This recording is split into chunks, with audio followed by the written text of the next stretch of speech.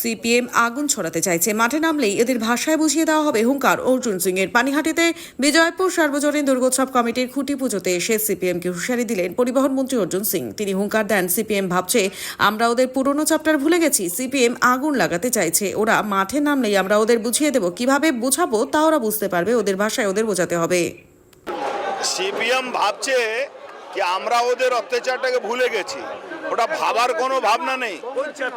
CPM ভাবছে ও কিছু অতি বামপন্থী, দেখেছেন তো অমিত শাহজি বলেছিলেন মাওবাদীদেরকে 31 মার্চের মধ্যে পুরো সর্বনাশ করা হবে, করে দেওয়া হয়েছে। সিপিএম দেশ বিরোধী কাজের আগুন ধরাচ্ছে, তো ওর সঠিক জবাব আমরা সামনে দেখবেন। একটু মাঠে নামুক, এবার আমরা ওদেরকে বুঝিয়ে দেবো। যে ভাষা ওরা বুঝবে সেই ভাষা বুঝাবো। ওই সিপিএম এর যারা সিপিএম এর যে মালগুলো ওই দেখেছেন তো 8-9 জনের গুন্ডা অ্যাক্ট লেগেছে।